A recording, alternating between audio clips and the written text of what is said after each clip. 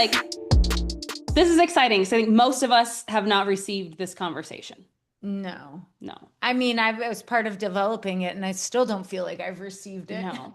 Um, there's a statistic that only 12% of women receive any information about their hormones beyond like you're going to have a period and what that looks like. Mhm. And But you're lucky if you got like yeah. beyond like women menstruate, right? And here's Like, how to not get pregnant. and here's how to not get pregnant. And here's what family planning, Yeah. which had none of the actual information you No need. actual information. But Yeah. But I think that's a nod to for so long, women were thought of as just the term is bikini science. Our bodies are the same as men except for our bikini zones. So yeah, that's how they treated like yeah. your sex ed talk, your hormone talk. And even like I think now I don't know that it has changed much in the education system what is taught. No. And I think most of us now that we have like social media and the internet, like we've learned more through self like Mhm. research or like honestly social media or something that comes up in our feed because of something we looked up, the Mhm. algorithm finding us Mhm. that I don't know, there's a statistic here. Yeah, over 50% of women had to teach themselves through online resources about general hormones.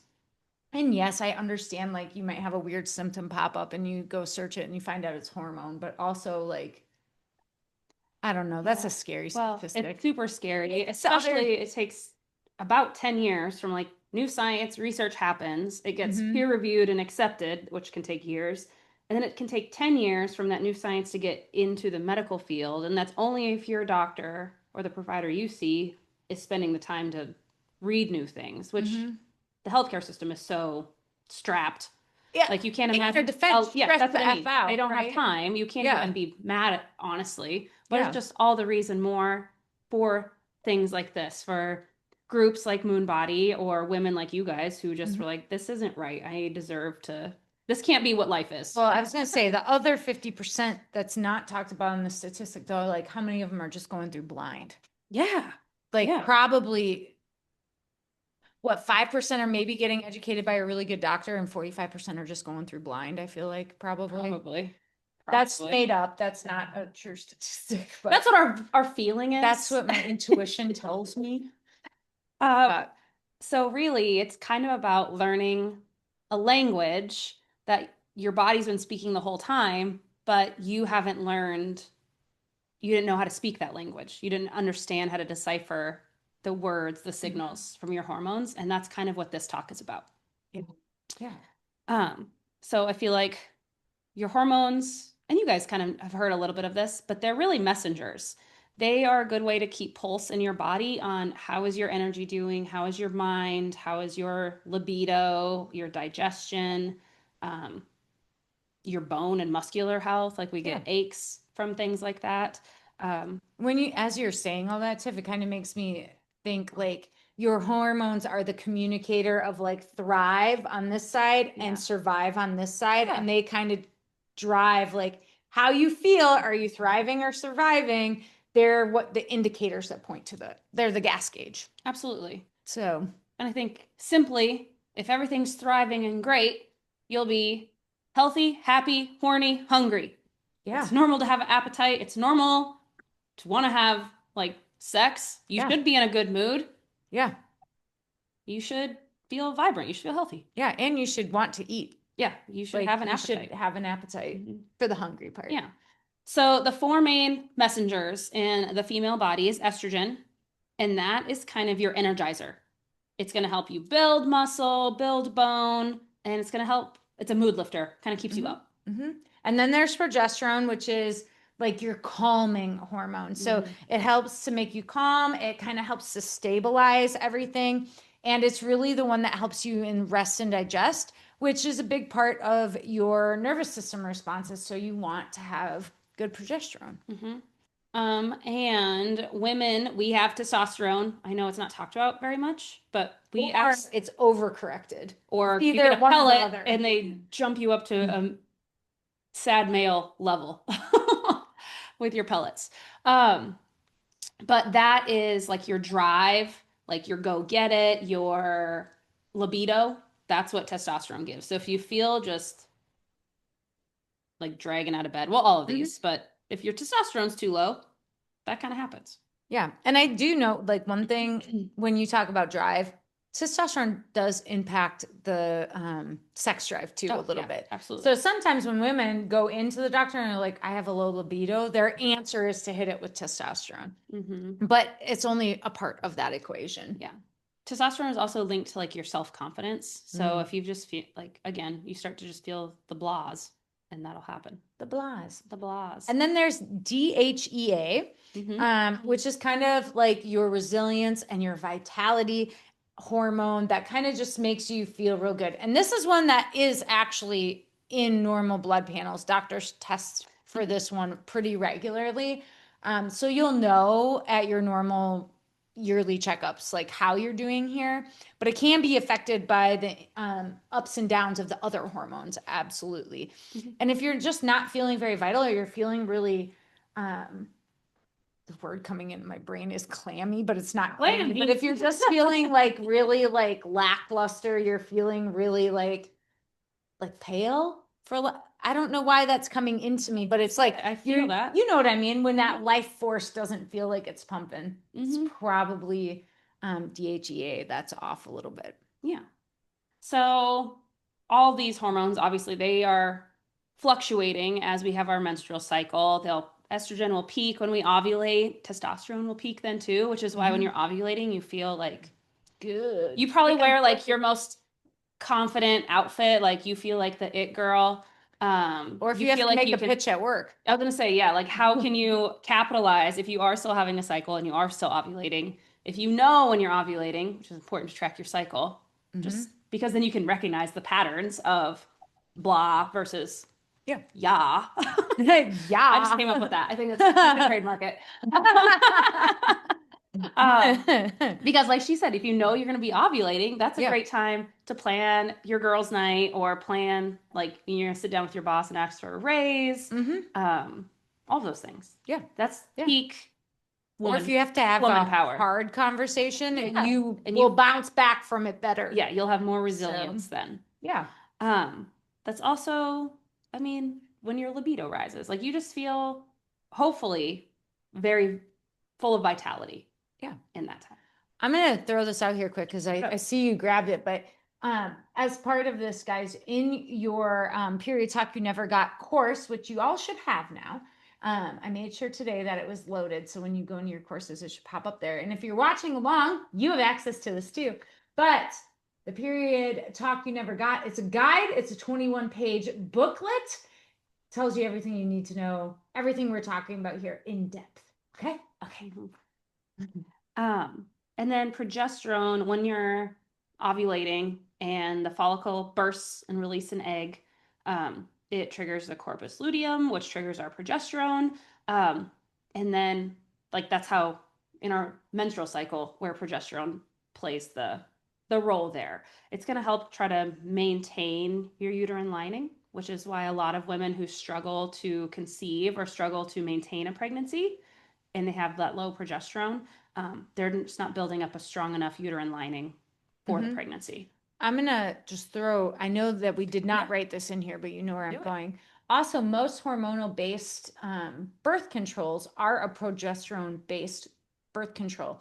And it's not necessary, well, it is stopping your cycle because your body just believes it's in that luteal phase the whole time. So it has that thinner lining of the uterus and your body just begins to believe that it's in this state. That's also why sometimes when you get on birth control, which if you've been on it long term, you might not notice anymore, but like you won't you'll just kind of be like flatlined. Blah. Like You're just yeah, yeah. just There's like not a lot of highs and not a lot of lows. You're you're just just kind of meh, which some people like that because it's predictable, yeah. If you but have PMDD, yeah, like worse than PMS, like really yes. horrible Or if mood like swings. like with PCOS, like if you have really wild ups and downs, not Mhm. just mood, but like periods, like one might be really light, one might be really heavy or Mhm. whatever.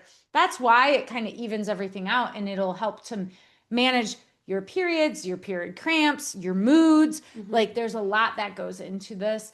And it's progesterone that is the magic maker in that. But you can also see how long-term use might affect other hormones too, Yeah. which we don't really talk about here. No, That that'll will be be in that's the 200 a level. separate, yeah, Yep. starting into some of the nuances of things like that. Mm-hmm. But so your progesterone peaks and you start building a beautiful uterine lining, getting ready for a baby. And then as it drops, that's when you shed your uterine lining.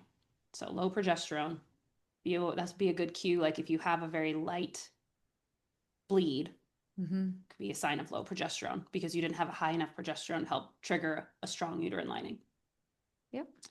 And then obviously you guys have read the progesterone and cortisol linked courses, but cortisol directly basically can steal your progesterone. The more Mm-hmm. stressed you are, Yep. the lower your progesterone gets. And when your progesterone gets stolen, that can create imbalance with your estrogen, high or low. Mm-hmm.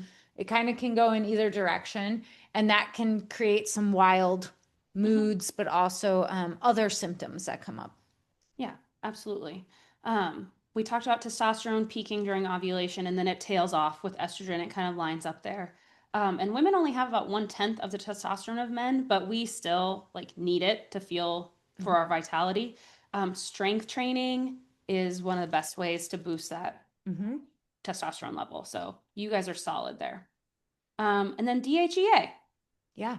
it's made in your adrenal glands. Mm-hmm. So I think a lot of our hormones is coming from just our ovaries, but your adrenal gland can make all of your hormones.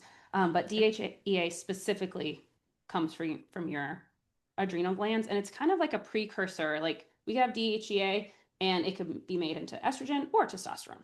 Yeah. And then we just want to mention FH, FSH. FSH. FSH, um, follicle stimulating hormone. So Mm-hmm. this is what signals to your ovaries to grow the follicles, which will burst for the egg, and so on and so forth. And that's another one. If you've been trying to get pregnant, or if you track your cycle, or get blood work Mm-hmm. and lab work, those numbers will come up. Yep. That's also one that as you go through perimenopause will start to come down. Like you'll have less and less. And that's when you start to have like your periods where maybe you didn't ovulate or you you might have like a prolonged bleed because Mm-hmm. like yeah, the all the other hormones that If your there was an estrogen was ovulation. low, yeah, Yeah. or yeah, Yep. those are all the things you start to. I think as a woman, sometimes I get a bit angry of how many times I maybe struggled with horrible cramps or heavy bleeding, or I get ragey sometimes now when I see like women who are like, well, I'm on birth control to help regulate my period. I'm like, well, It's not regulating what anything, if actually. we talked about what was going on? Mm-hmm. But it's just because that's the single treatment. It's the only band-aid. Anything that's Yeah. going on with a woman, like hormonal acne, Birth control. PCOS, Birth control. crazy cramps, Birth control. heavy bleeds. You're an athlete, birth Birth control. control. Worst thing you can do. Yeah. Oh, Which we aren't demonizing birth control no, completely, but what no. we do want is for women to actually understand the cascade effect of taking that pill because is it the most beautiful thing for women to have control of their body if they Mm-hmm. want to get pregnant or not? Absolutely. Like I'm sure it's saving lives day in and day out. Not I'm sure. It is. And it's giving people an autonomy over their life. But to know that, well, the longer you're on this, the chance that your body will not recover its natural progesterone levels and you might have trouble getting pregnant. Or you're an athlete, Mm-hmm. this is blunting your testosterone. So Yep. if you really want to perform at your peak level, a hormonal birth control might not be the Yep. best choice. Or you come from a family track of osteoporosis or Yeah. osteopenia, and now we're blunting estrogen When you would when you be need it for bone health. Yes, there's Mm-hmm. so many factors. And it's the education part that I think has just been lacking for women for decades. Yeah. Okay, I think this is a good point because I see what we're jumping into Yeah. next. You guys, do you have any questions so far or thoughts? I mean, this is open forum, so like hit us with if anything hit or resonates or anything like that. We'll give you it a know, second in case Jen and is she's typing. typing. We'll see it pop up in the chat. Yes. Mm-hmm. Yes. I know for me, uh, I had never, until I started getting into this, had the connection between like women, like friends of mine, who had been on birth control since they were teenagers, probably, and then struggled for years to get pregnant.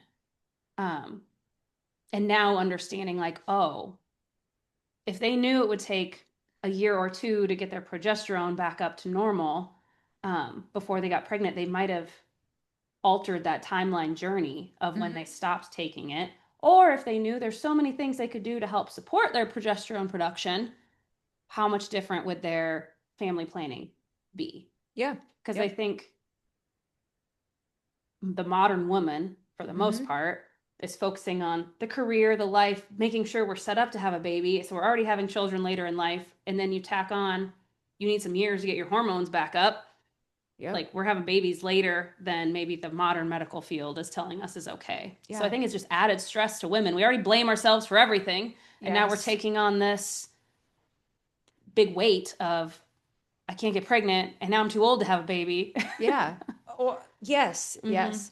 I think too, like Tiff already said, we're not demonizing birth control, No. but like that is probably that lifestyle is probably a big reason why we see some birth control because this is better than Yes. and all the symptoms, right? Oh, And the yes. stress, which we're going to begin to jump into here in a second, the stress of the modern day is making those waves, it's amplifying it, Oh, for lack of a better term. absolutely. It's not that the waves are wrong, right or wrong. It is our natural way, but in a world that doesn't recognize them or accept them, honestly, it's sometimes easier to just Yeah. Well, that's what I feel like for the longest, probably for ever until now. Not forever, because ancient cultures I was like, birth definitely control's treated only been the around. menstrual cycle with some reverence. Reverence. Yep.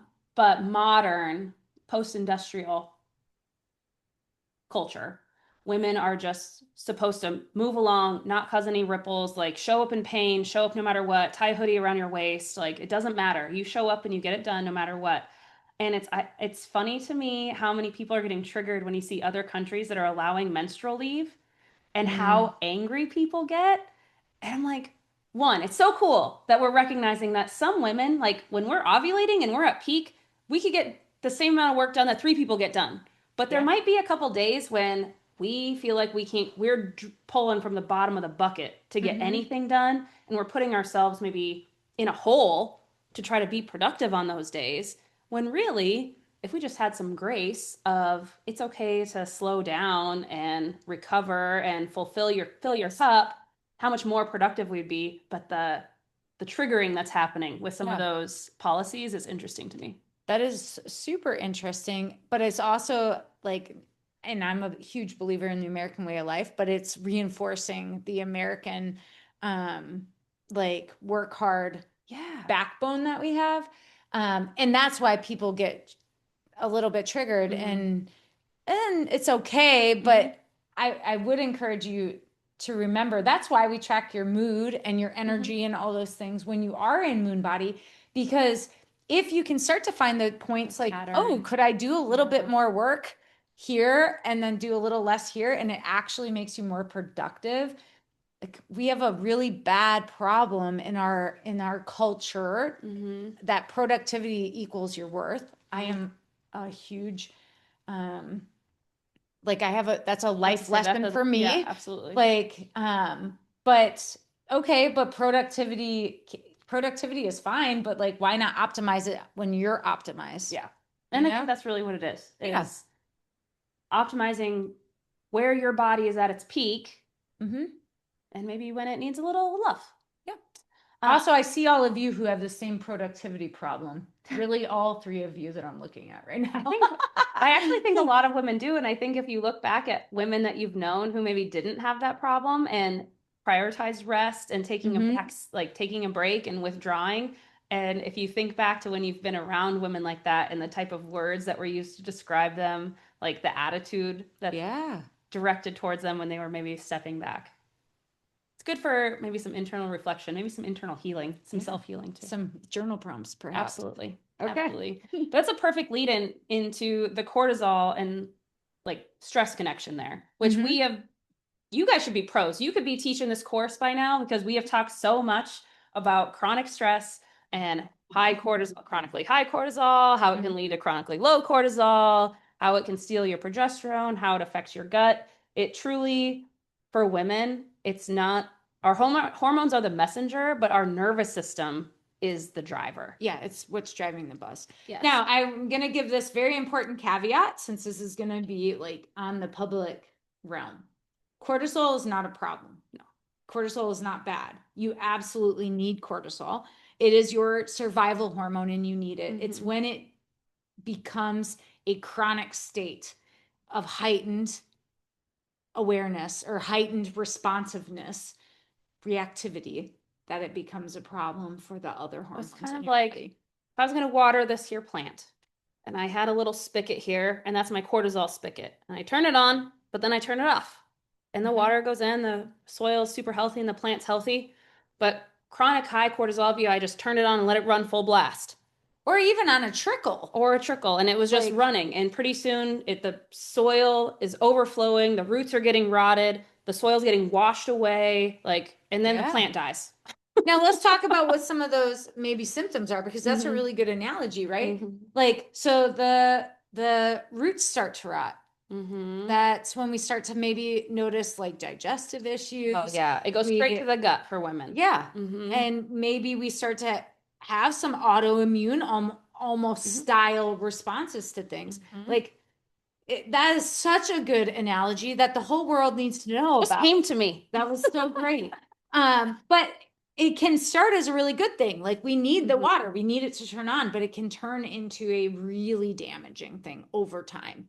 Absolutely. An exposure. Absolutely. So some of the main symptoms you would see would be that like feeling wired but tired, like you feel like you're vibrating almost, but you're also just freaking exhausted all the time. Yes. All the time. No matter, you might get a great night's sleep and you still wake up tired. Yeah.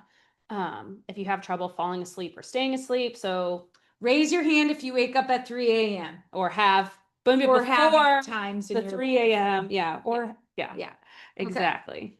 And these are things that I think when women's hormones start to fluctuate more with perimenopause, a lot of these symptoms that were being masked come to the surface. They were being masked by really like beautiful, high, thriving levels of estrogen and progesterone and testosterone. And then those start to fall by the wayside or get a little erratic as we get older.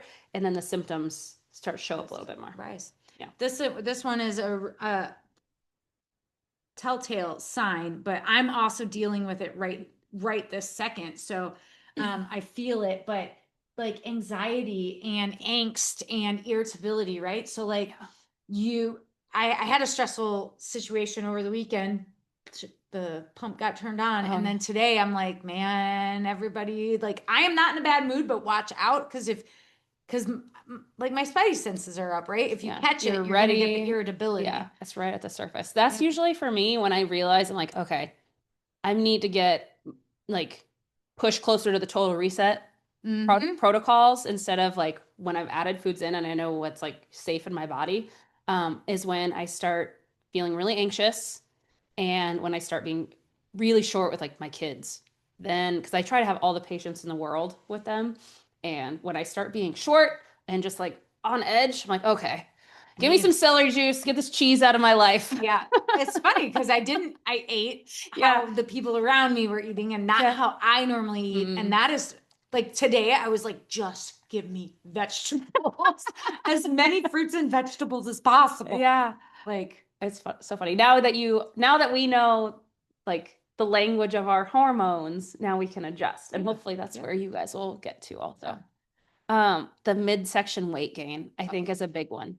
And that one's big because we don't view it as a signal from our body. I think most women, we view it as a personal failure. We aren't working out hard enough. We aren't eating well. Like, we think if we were just doing the things better, we wouldn't have it. So we completely glance over it as a hormonal symptom. Even your physician might completely glance over it as a hormonal symptom. But then I feel like both of us have fallen into this. Not that you have much belly midsection chub at all. But I know you'll understand what I'm Yeah. saying. It's like, so we overcorrect with more exercise, eat less, and it actually makes it worse. Yeah, I actually just had the perfect example of one of our, she's actually a coach in our gym who signed up for High Rocks and she was still doing her CrossFit 3 to 5 days a week. And then 2 to 3 days a week, she'd go to High Rocks. And not all the time was she doing a two a day, but Yeah, about two, twice a three week, days a she was week she doing, was. yeah. Hmm. And she did her High Rocks. It was awesome. We increased her food to make sure she was getting enough fuel, like bananas are under workouts, all these things. And she was like, I just feel like I look worse than when I started this. Like, I don't have the definition of my legs, I don't have the definition of my abs. And I'm like, you look inflamed. Hmm. And so, literally, in a week, I didn't give her on like all the juices and the total reset stuff, but we pulled out all the elimination food, and within a week she's like, "Look at me! Look how good I look! I look so much better. I feel so much better." I'm like, Yeah. all that long cardio was just adding more stress to already a chronic stress Yep. world, Hmm. and And then like it was compounding the stress of her already yeah, workout. and So she then, was worried. She's like, "I need to eat less." Like, yeah. Oh my gosh. yeah, No, it's exactly. exactly the Hmm. opposite. And Hmm. people don't realize that. Like you might feel really good when you go work out, or you eat less, or Yeah. you do a fruit cleanse or a juicing cleanse or something. And you're like, oh, I feel better. But you might actually be jacking your cortisol up in doing all of those things. Hmm. Because you're already stressed, you're already tapped, Yeah. and then you're restricting or you're pounding or you're Hmm. whatevering. So Yeah. it can actually do damage if Hmm. you don't know the root cause. Hmm. Exactly. Um, Sugar cravings and Sugar and caffeine. caffeine. I'm Yeah. a caffeine addict hard, so I understand. But I think that's one of those, again, it becomes a personal failure that, oh, I Hmm. just have such a big sweet tooth. Like, you maybe are just underfed and highly stressed. Or your gut health is just Hmm. not where it needs to be, and you have an overgrowth or something Hmm. going on. Ah, Like absolutely. Absolutely. Or, I mean, dairy Yeah. can make you have a sweet tooth. Like there's Oh, there's so foods many that can things. drive sweet tooths. So many things. Um, and then lastly, that cortisol, obviously, because it is impacting the progesterone so much, with the little mother molecule steal, is just irregular menstrual cycles Hmm. because the progesterone, it's not at the level it's supposed to be. And so we're not building that uterine lining consistently every month. Yeah. So, um, we've talked about this before, but so the cortisol, we get the signal that we're stressed. But instead of it's a lion come into the village, it's your boss emailed and said you missed a deadline, or Mm. your kid is sick, you got to come get him right now. And also, your mother in law had to go in the hospital, and you forgot to get groceries, and you forgot to put the meat out. Like, it's just this chronic drip of just boom, boom, boom, and you never get to stop. And so, your cortisol is just your HPA axis is just constantly saying that's like the signaling that tells us we need to push cortisol. It just stays on. Cortisol goes into the system and it tells our body to like push glycogen into our muscles. Get ready, we got to fight a lion. And so, and we never get the off signal. Our Hmm. body, because stress just keeps coming in, we never get the signal to the HPA axis to stop the cortisol.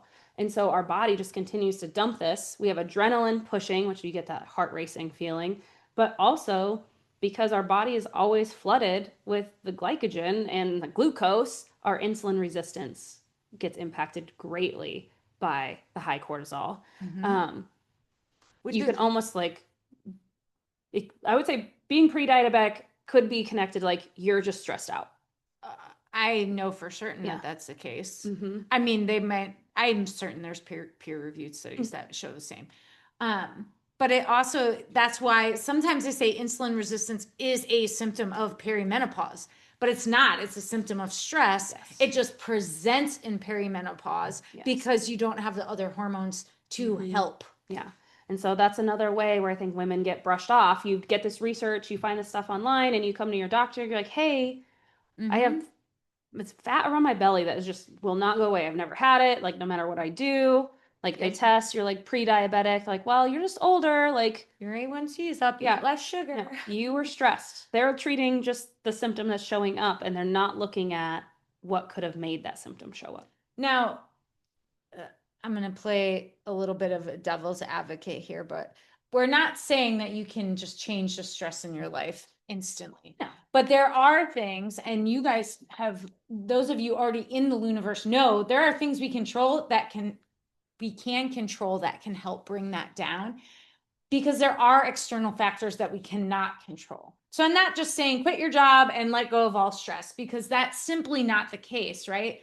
But there are ways that we can help control that.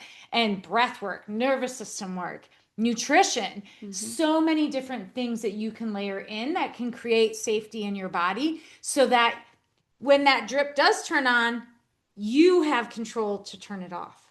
Yeah. Yeah. It's about being able to, you should be able to turn it on and off as needed. It should turn on. Like we need that response, but we also need to be able to turn it off. And when we're treating the problem of our overlogged plant with the root rot and poor soil and nutrient depleted soil and all these rotted out leaves, you can't only treat one, which is why we treat the gut health, we treat the nervous system, we treat our body with movement. Like we're going to prune the leaves, we're going to put more nutrients into the soil, we're going to cut away the rot. Like Yeah. it has to be a multi-pronged approach. Only treating one And that's isn't going to do it. really, I mean, not that we were here to talk about why we founded Moon Body, but that's exactly what we found along the way Yeah. that inspired all this, and why it's so important for you to get the period talk you never got. Yeah, absolutely.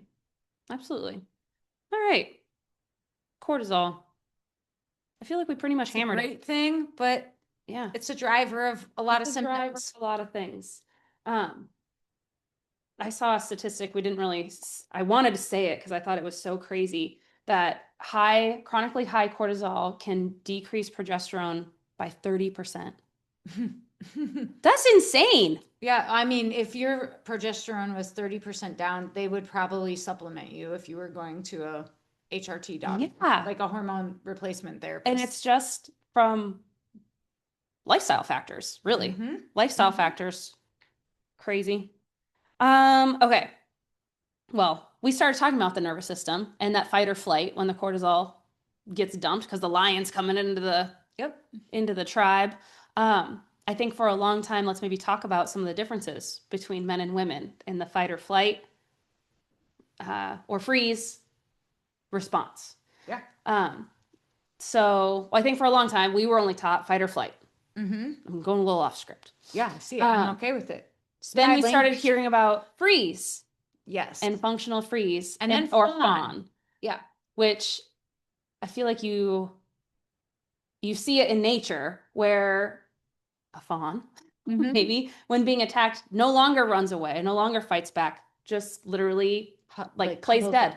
Yep. Like goes inward, withdraws completely. And I think it's important to know that for a lot of women, fight or flight is not our first response, but that functional freeze, that time where you can't get out of your car when you pull in the driveway and maybe you're scrolling your phone and then you feel guilty about it, but really you're in a state of functional freeze. You get out of the shower and you sit on your bed in your towel for 30 minutes before you get dressed. It's like a functional freeze. Your nervous system literally is so overwhelmed that it is stuck. Cancel plans. Like Oh, that, yeah. that's I have women all the time who are like, one of my favorite things is to cancel plans. And I'm like, I'm glad you're wearing that as a badge of honor, because we're talking about it in the social world, but it's actually not a great thing. It's not a great thing to feel that way, to like wish your plans would get canceled. That means you're stressed the F out. Exactly. And in fawn, freeze. And yeah, freeze fawn. And really the fawn is like your body's way of protecting you, where you're not going to feel the pain. Like you're about to be devoured by the lion and you're not going to be super aware. So complete dissociation. But we can help when our body gets kind of stuck in that functional freeze. We can help our body come back to itself and out of that with some things like the diaphragmatic breathing, massage, tapping, gentle movement like the RBCs. That's why we have everybody start with RBCs in the beginning, is just to start coming back into our body and trying to get out of that functional freeze state. Slow, good yoga flow. That's kind of what the RBCs are, but like that will help you kind of come back to center, back to yourself, and let those levels drop. And I think for a long time we were taught that those high intensity workouts or long workouts, working out hard, was going to help how we were going to dump that adrenaline built up from the stress, try to clear the cortisol. But again, this is where they tested men and they never tested women. They never researched on women. And that's Mm-hmm. not the case for women. If we go back to our lion came into camp example, so if you think, what would happen in theory? Most men would be the ones fighting the lion. And what are the women doing? They're grabbing the children, they're grabbing food to make sure when we evacuate to the next village, there's enough supplies for everyone, Mm-hmm. they're taking care of everyone. And so what they found is that for women, the idea of tend and befriend, so taking care of one another, venting and creating like that sisterhood bond is actually how our bodies process that stress, process that response, and get Dump. rid of, yeah, dump the adrenaline, dump the Yeah. cortisol. And I think so many women, we feel bad about venting Yeah. and we don't do it and we just keep it all inside. I'm the worst about that. I told Jill, you have to ask me 3 times. Did I Mm-hmm. not? 3 times. Yes. Ask me Yes. three And times and I'll finally let it out. it's actually true. Then I'll let it out. But so that's why like we love these calls and we love the Luniverse just for that option of being able to come together and help support the nervous system in coming full circle. Mm-hmm. It's about we got here where everything dumped, we need to clear it Yeah. and come back to the top. And some of the practices for dumping and clearing, like, can be a little bit weird. Like they're becoming more and more mainstream, but like shaking or Oh breath yeah. work or whatever. So isn't it nice to have a sisterhood of women who get it, who are doing it, and they're like, "What's sniff sniff poo?" And you're like, "Oh, it's breathe, it's breath work. It's fine. It's Yeah. right, I like just do this. easy, Yeah, okay." I just do And this. now you don't seem ridiculous to your friends. Exactly. Other things that you can do to help improve that cortisol kind of wave that comes over the body for insulin resistance is making sure you're actually eating often. Mm-hmm. Avoiding the fast, which is another one that I think comes back to what we were told about fasted cardio and fasting, and it was so amazing, and all these And body we're fat still being told results. right now. And they never included women in those initial studies. Yeah. And yeah, we still have those out there. And for women, it's one of the worst things because Yes. again, peaks the cortisol, keeps it elevated longer. Then you have more insulin resistance, and then you're just working out harder Mm-hmm. for at what end? To what Mm-hmm. end? Mm-hmm. So eating more often, And doing within 30 minutes of yeah, waking, within like 30 minutes of getting waking, something in getting you. yeah, some sort of carbohydrate, yeah, some We sort love of celery cell juice. cell energy. I did a little lemon in my celery juice. I know it's supposed to be plain, but I was just feeling very citrusy, and it was so good. That's what I did this week. Loved it. Um, Natural sunlight is yes, another good one. I was actually thinking about that with our plant analogy. get I'm some like, well, if sun. you took the plant and gave it new soil and took it outside, Yeah, it would I feel it. recover. We are plants. Lauren, don't you always say that? We are plants. Natural sunlight, again, within 30 minutes of waking, because it helps reset that circadian rhythm of natural, and our hormones are following a Mhm. little bit of that rhythm.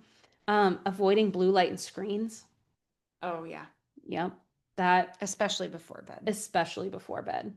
And then your adrenal support, which, if you're eating really well, you should be getting magnesium, your vitamin C, zinc, V vitamins, but you could also just take a multivitamin or take some supplements because that's Yep. going to support your adrenals so that they're not getting fatigued from having to help send the message of pumping cortisol all the time. Yeah. Yeah. Okay. So we already know you get stressed out, you get high cortisol, it steals from your progesterone, it can steal from your estrogen and your testosterone, um, which leads to maybe estrogen dominance because your progesterone's low, but the gut health, the gut breakdown, and the leaky Mm-hmm. gut. Mm-hmm. Um, and then what happens after you have a leaky gut? Well, then everything you start to have crazy symptoms. You start to feel crappy all the way around, right? We already know Mhm. that. Yep. So the leaky gut, it breaks down the gut lining. That's what Mm-hmm. chronic cortisol does. So things that are supposed to stay out can bleed in, and things that are supposed to stay in Can bleed can bleed out. out. Um, so things that bleed out mean you're not getting cell nutrients. Mm-hmm. Things that bleed in means your liver is just in overdrive trying to help clear out Yeah. everything. Um, so you could get the digestive ones that we see, Mm-hmm. like the bloating, low motility. So if you've ever done a test, like when do you eat a food to when does it leave your body? And for a lot of women who are chronically stressed, it will be days. Like food is staying in their body for days. And that shouldn't be, it should be like 4 to 6 hours maybe. So it takes forever. Um, I'm going to say weird poops. Yeah, of course. Weird poops. Like you might be constipated one day and the next day it's running out of you. Like, and you don't know. You're like, I'm eating the same stuff. I don't know what's going on. Yeah. What's happening? And it's just the cortisol, the gut lining is letting things in and out as it shouldn't. And I'm going to throw in there because I was this person, food sensitivities. Oh, yeah. That you might not have had when you were young and then they came along. Allergies can fall into this, like histamine responses can fall into this. And it's actually not that you're actually sensitive. It's just that you're so overstressed that it's the straw that broke the camel's back in your gut. I think for a lot of women, it'll be they start getting headaches even if with only one glass of wine. And you've loved wine forever and you get a headache with one glass of wine. Or you'll be like, oh, my throat, my mouth, my tongue gets kind of itchy after I eat avocado. Like histamine response. It's not that you're allergic. It's you're literally overstressed and things are off in your body. What else happens with the leaky gut? Estrogen dominance, which means all the things we already talked about: fatigue, low libido, weight gain around the middle. Inflammation throughout your body, chronic pain, like in joints. Oh, like yeah, joint pain. Pain can come up. Muscle aches. Take a long time to recover an injury. Like Julianne with your shoulder, when it was like, it was just taking so long. Like, that was a hormonal symptom. Or you'll hear some Story of your life, Jen. Right. You'll hear some perimenopausal women talk about like swollen ankles and stuff. That's the inflammation in your body moving. And then the one that I love that I didn't even know was a thing until I learned all you guys, itchy ears. The itchy ears. Itchy ears is one. But that's like the itchy skin, dry itchy skin, your hair getting thin and falling out. Yeah. That's you've never had if I get too much dairy. Yeah. Because of leaky acne. gut. Acne. If you've had like psoriasis or eczema your whole life and you get a flare up, sometimes that can be hormonally related too. So there's a lot. There's a lot. Comes back to that gut hormone health, which is why the first thing we do is try to heal the gut. Because if we can heal a lot of those symptoms, and you can be in a place to heal some of the stress. The stress factors. Okay. I'm trying to power through this because we got a little chit chatty. That's okay. That's just all about the gut. There can always be a part 2 if need be. Yeah, there can. We got all that. Ooh, heavy periods. Oh yeah. That's a gut health one. Heavy periods. But also if we think back to, well, if that's happening because I have leaky gut or poor gut health and it's happening because I'm stressed, I feel like the world of student athletes and high level athletes that end up with horrible periods, but it's because the chronic stress of not recovering enough and not prioritizing the recovery and eating just a bunch, not Nadia, but eating a bunch of crap. Like they're eating because they're just counting their carbs. They're eating Fruit Loops and drinking protein shakes, and they probably don't have a lot of money. So drinking the cheapest protein they can find. Like they're just wreaking havoc on their body, and they have these horrible periods. And it's because they're too stressed out and they're not recovering enough. So you're talking about this kind of crappy food, and it just made me think of something that this is off script 110%, but also with leaky gut in today's day and age with PFAs and microplastics and all of these other things, it's letting those toxins into our body, which is causing free radicals, which is causing the increase in cancer. So if you want to avoid it, you need to have a healthy gut. But like they're now having studies found of people with dementia and Alzheimer's with microplastics in their brain because that gut barrier, that gut lining is creating enough space for it to pass through. That's crazy. It's really sad, actually. It is super sad. The other thing that you don't think of being related to your gut health is your serotonin. And 90% of it is made in your gut. So if your gut is in such poor health, you're no longer making your serotonin, and now we all feel like and I think there's a common thread of women hit perimenopause, our hormones go erratic, and so all these symptoms start coming up, and they're being prescribed. They get put on anti-anxiety or a antidepressant, or they get diagnosed with ADHD because they can't focus anymore and they feel like scattered in life. And I'm not saying that that is not true, because absolutely, if you have anxiety or depressed, you should have medical help. But what if we could we treated some of these other things to find out Is it a brain chemistry or is it a gut chemistry? That's the Mm-hmm. problem. Mm-hmm. Just interesting. Yeah. So things that help with your gut, obviously clearing out all the things that are irritants and can be inflammatory. So classically would be the dairy, the gluten, Egg, egg, soy. sugar, soy, seed oils, high fat, Yep. things like that.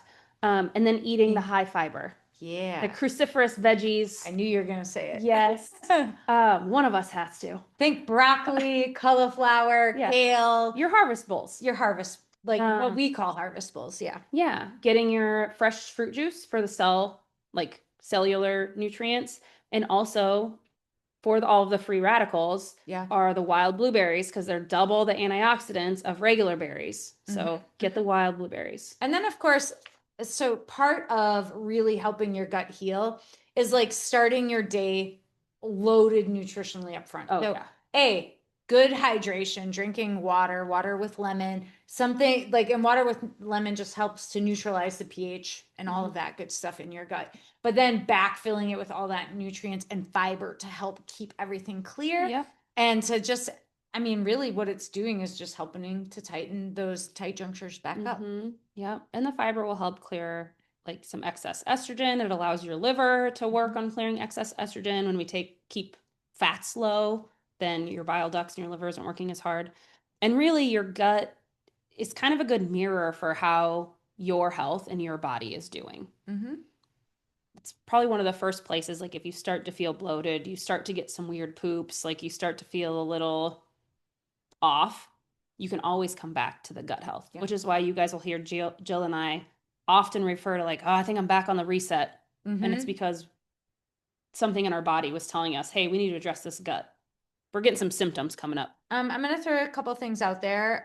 If you're on GLP-1s, which I know the ladies in attendance at this call right now are not, but if you're out there listening to this, these same things still apply on GLP-1s, maybe even to a higher extent, because if you're not treating the root cause of whatever drove you to be on GLP-1, this will help get to that and help to heal the gut. So the GLP-1s, all GLP-1s are great at helping to heal the gut. But if we don't change our lifestyle to match it or to find the sensitivities that we do have, because you can actually develop sensitivities over time, then once you start to lower that dosage or come off, you're going to have the same problems. So just want to throw that out there because I do know that that's something, if it helps you get to the goal that you're trying to get to in your life, absolutely should do it. But you need to do it with intention and address your body, your muscles, and your gut while you're doing it. Yes. Your bone health. When I say body, that's what I really mean. Yeah, it's a great bone, tool. muscular, gut. Yes. And I think as we've talked from like what are the main female hormones and what do they function, how do they function for reproduction? Because I think that's the first thing people think about when they think of female hormones. But then layering in, like, what does that mean when stress happens and what does that happen to the gut? It all comes back to like that inflammation. Like the high stress leads to inflammation. The poor gut health leads to inflammation. And But inflammation GLP-1s can be very helpful. Oh, yeah, especially if anti-inflammatory. microdosed. Yeah. Yep. So it's a great tool. But you're right. You have to be doing all Yes. the other things too, because it wouldn't matter how much sun I put on this if it's still got root rot. Yeah. And all peptides kind of fall in that because there's also a big movement in the world for peptides. And Tiffany, I will venture to say that we are pro peptides, pro Absolutely. GLPs. They got a buy one, get one half off deal. I'm about to snap up. Me too.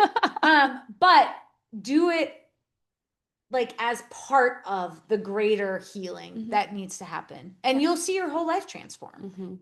And feel really good about it, which when you feel good, when you start to get after this gut health and start to make these changes, it makes it easier to make other areas of your life feel better. It makes it easier to tackle the harder things. Like that's why we start with RBCs before we start exercise, because if you can make your body feel this much better, then that exercise isn't so daunting. Yes. Helps the nervous system accept the next level of growth. Absolutely. Absolutely. It really is about understanding, like the whole thing is understanding that your body is one whole unit of organism and we can't only address one piece of it. Our bodies are way more connected and way more, I feel like, flowy and I don't know the word I'm trying to say than fluid. We're more fluid than fluid across science. systems than science wants Yeah, us to. science and culture have led us to believe that we can like completely compartmentalize Yeah. our health, and that just is not true Yeah, for a woman's into body. systems. Like they're trying to Yeah. systemize something that's not, I mean, it is a giant system, but Yeah. it's the giant system. It's not individual Yeah. systems. And I would say even leaders in the medical community are starting to realize that like you can study endocrinology, but if you don't also know internal medicine, you aren't going to be able to serve your endocrine patients as well as you need to. Like they are starting to understand the interconnection of it all. Yeah.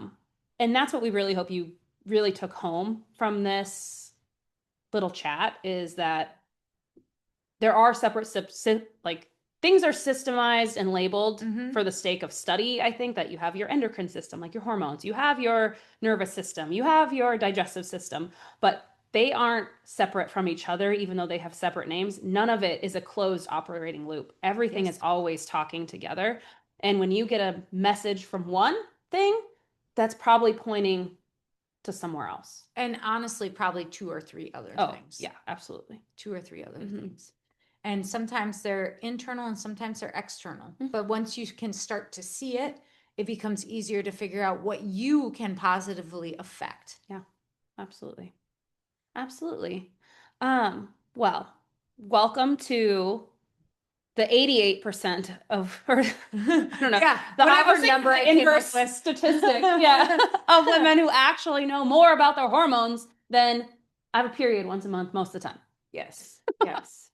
And I want to know what questions, what thoughts. Give us some. Each of you, give us like just a parting, maybe an aha, or thought that you have that you're going to carry forward from today. I'm going to start with you, Julianne. I see you thinking, but I'm going to start with you. Well, also you're in our top corner, so it kind of makes sense. Yeah, it makes sense. Also, you're on mute, so when you're ready, you can. But no rush. Oh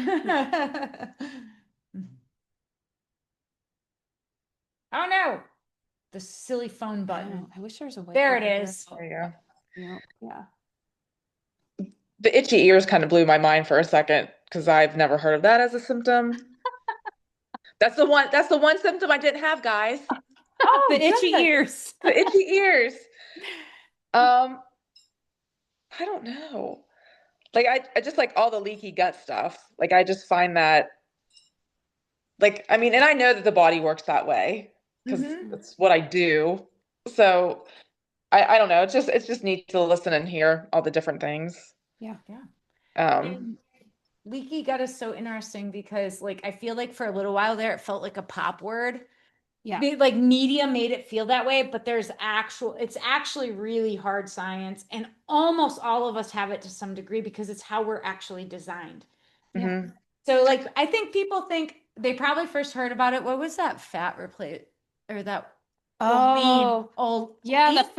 the like non-fat fat oil Yeah. that was making everyone get the shits. Yeah. Yes, it People was in think potato leaky chips, gut Olean or equals- something. Yes. Yes. People think leaky gut equals shits, but that's not what it is at all. At all. It's just what media would have you to believe. So when you actually learn about it, it's kind of like, So when you were talking about like the birth control pill, what do you think about IUDs and the Nexplanons, all of those implants? If I had a teenage daughter and who wanted to be on birth control, I would do a copper IUD or the Mirena, which is a hormonal IUD. The copper IUD, I think it gets a little bit of a bad name because there was some cases like when they first came out in the UK that were like tissue was getting inside of it and some women got really sick, and that's not a thing that happens anymore. The Mirena IUD is a low dose enough that you can still ovulate with a Mirena. Not everyone does, but you can. So if we can preserve ovulation, that means we're still getting the follicle burst, we're still getting the corpus luteum, so we're still getting progesterone.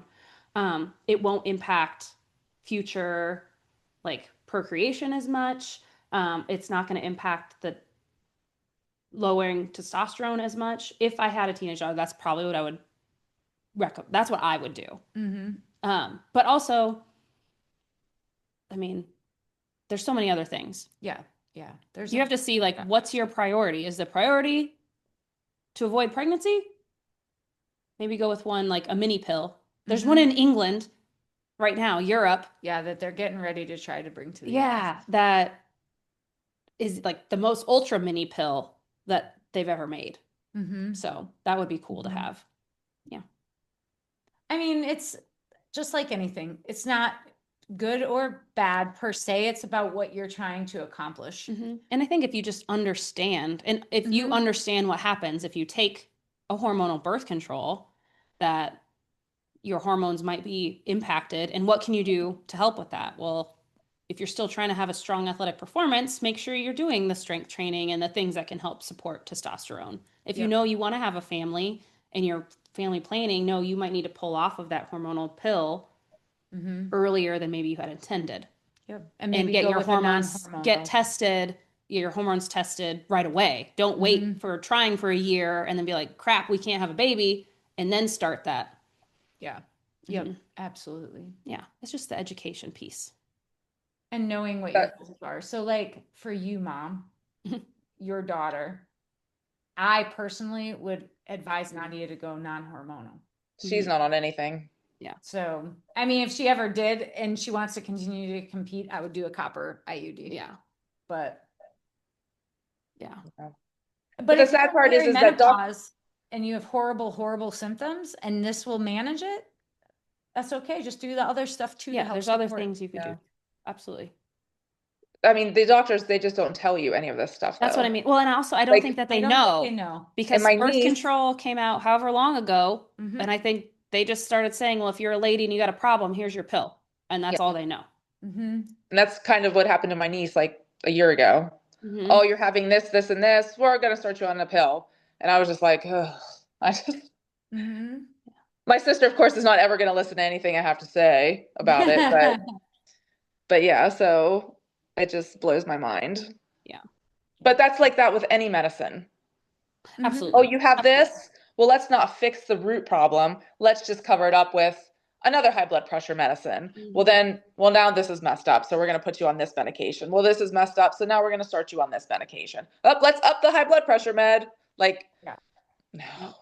Yeah. It's really, like I said, birth control is amazing Mm-hmm. and Right. so grateful for it, but to understand the implications of it, you know? Mhm. And Yeah. where you are in life and what your Yeah. goals are, which a Absolutely. lot, I mean, a lot of women don't even know that. And that's a conversation we need to start to have too. Like Oh, on yeah. the flip side, on the soul and life side of this, like Mm-hmm.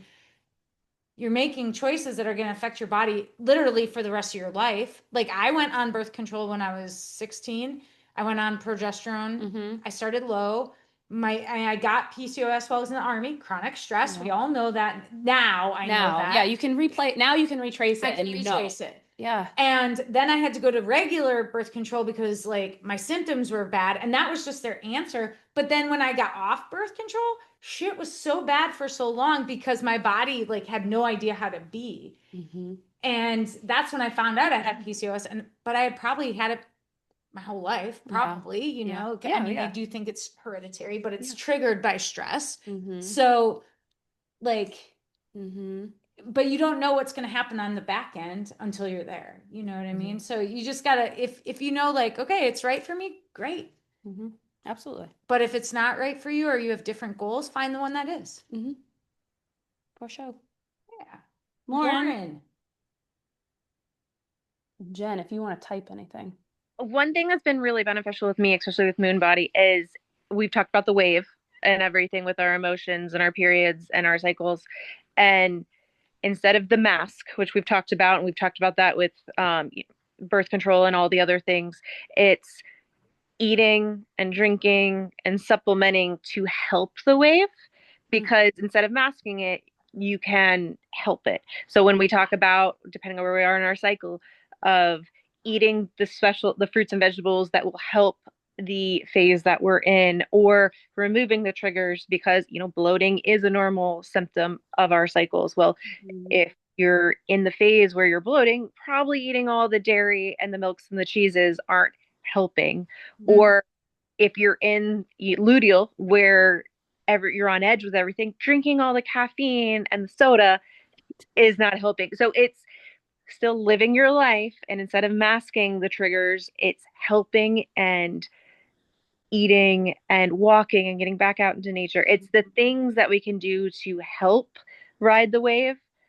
Just like when you're literally riding a wave. So if you're in the ocean, instead of running away from it, you go over it and you Yeah, glide yeah. over, and that is a lot better than taking a wave to the face. Heck So it's seeing the triggers that we have and eliminating them, or being like, you know what, it's not the best time right now. So yeah. it's helping to really seeing how our body is reacting. I think that with our journey with Moon Body, that's really helped is when we start removing the triggers, the masks that we have, then our body shows us Mm-hmm. where we should be receiving things and realizing that, oh, this is a trigger and something's there, and that our receptors are turned back on to acknowledge it. Mhm. Even if we do something that won't aid the symptoms we have, we at least have the receptors turned on where we're like, oh, probably shouldn't have done this today or eaten this today because it just exemplified a symptom that we're having. So Mm-hmm. it's Yeah. allowing our and giving ourselves forgiveness with everything because we're all human, but Mhm. seeing how our body is reacting to our everyday life. So Yeah. Yeah, I think yeah. it's really like you're learning to hear the language of your body and just support her where she's at, and like where Mhm. can you offer your body support instead of just trying to keep marching through the waves, just boom, wave after wave. You're learning when do you push and when do you ride the wave Yeah. because now you know the language. Yep. And I love that you're both skirting this, and I'm just going to call it, but it's literally learning how to make your body and soul one, Yeah, right? absolutely. Like how to actually embody the messages your body's giving it. Hmm. So, Hmm. all right, guys. Well, that is it for the Period Talk You Never Got 101. Yep. We'll get into 201. I don't know how they 201. label. We'll Yeah, make that it is how they label 201, them. 210. 210. Okay. Thank you guys so much for coming, and we'll see you all later. Thanks.